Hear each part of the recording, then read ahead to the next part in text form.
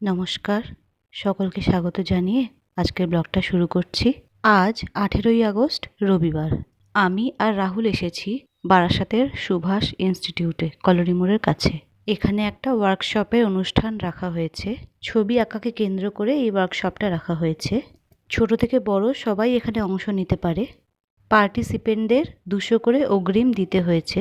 এটা কোনো পরীক্ষা বা প্রতিযোগিতা নয়। এখানে যে ছবি আঁকবে সেই আর্টিস্ট, সকলকেই সমান সম্মান দেওয়া হবে। শুধু নিজের ভেতরের চিত্রশিল্পীকে জাগাতে হবে। যদি কেউ না পেয়ে থাকো লজেন্স, বাউলি এবং ফ্রুটি যদি কেউ না পেয়ে থাকো তাহলে হাত তুলবে।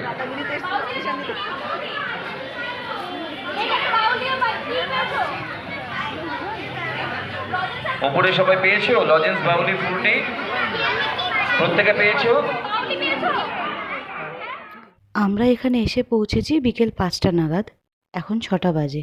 আর 30 মিনিট পর সকলের আঁকা ছবি জমা নিয়ে নেবে।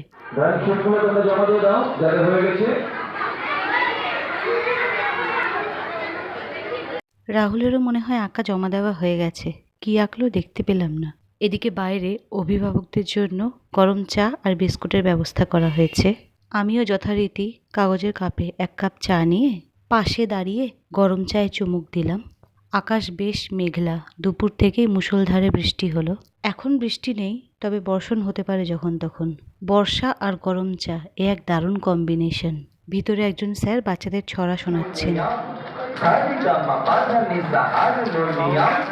শিশুদের বিভিন্ন রকমের ছড়া স্যার সুন্দরভাবে আবৃত্তি করে শোনাচ্ছেন, আর বাচ্চারাও মনোযোগ দিয়ে সেগুলো শুনছে। ভালো ভালো কয়েকটা ছড়া তিনি বাচ্চাদের শোনালেন। বাইরে জানলা দিয়ে আমি ছড়াগুলো শুনছিলাম। ভালো লাগলো, তাই ভেতরে এসে ছবি তুললাম। সমাজে তার একটা অংশ এবং সমান অংশ, নারী এবং পুরুষের সমান অংশের অধিকারী আমরা এই পৃথিবীর সমস্ত কিছু। সেখানে নারীরা কেন এত ব্যর্থতার শিকার হবে, কেন তাদের উপরে এতটা অত্যাচার অবিচার নেমে আসবে?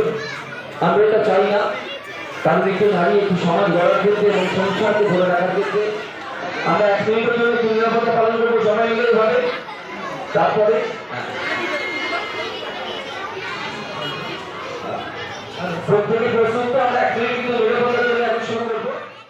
আরজিকর ঘটনায় আমরা সবাই শোকাহত। তাই তিলোত্তমাকে 1 মিনিটের জন্য শ্রদ্ধাঞ্জলি জানিয়ে মোমবাতির পরিবর্তে মোবাইলে টর্চ জ্বালিয়ে সমবেদনা জানানো হলো। যেখানে নারী ও পুরুষ সমান অধিকারে আছে, সেখানে একজন নারীর সঙ্গে এমন একটা জঘন্য অপরাধ মেনে নেওয়া যাচ্ছে না। তার উপর তিনি একজন ডাক্তার ছিলেন। ডাক্তারকে আমরা ভগবান মনে করি, তারা মানুষের প্রাণ বাঁচায়। সেই ডাক্তার নিজের প্রাণ বাঁচাতে পারলেন না, তাও সরকারি হাসপাতালে। তাহলে আমরা কোথায় সুরক্ষিত? আমাদের ছেলে মেয়ে যে চাকরি করবে, তাদের সুরক্ষাটা কোথায়? আমাদের সকলের চোখই টিভির পর্দায় এখন। কবে বিচার পাবো সেই আশায় বসে আছি।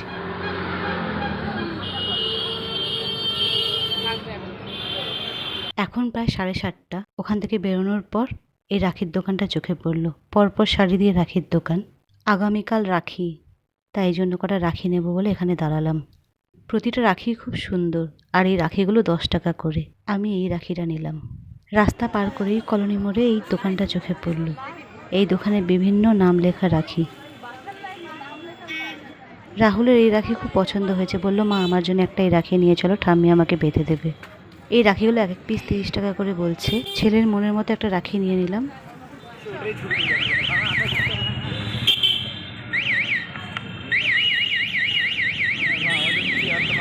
এখন আমরা বাড়ির পথে, বাড়ি গিয়ে কথা হচ্ছে।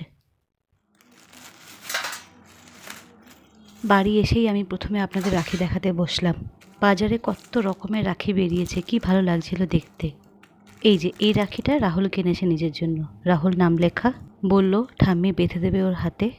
আর এটা নিয়েছি গোপালের জন্য, আমার গোপাল ভাইকে পরাবো। রাখিগুলো কেমন হয়েছে জানাবেন, হ্যাঁ। আর এখানে 4টে রাখি নিয়েছি। রাহুল ওর দিদি আর বোনকে পরাবে, আমি আমার দিদি আর বোনকে পরাবো। এদিকে রাহুল দোকান থেকে তার দিদি আর বোনের জন্য 2টো কানের দুল নিয়েছে। একটা ওর দিদিকে দেবে আর একটা ওর বোনকে দেবে। দ্য ওয়ার্ক আর্ট শপ থেকে প্রত্যেকটা পার্টিসিপেন্টদের একটা করে সার্টিফিকেট আর সম্মান জানিয়ে একটা করে স্মৃতিচিহ্ন দিয়েছে। চলুন ব্লগটা তাহলে এখানেই শেষ করছি। ভালো থাকবেন, নমস্কার।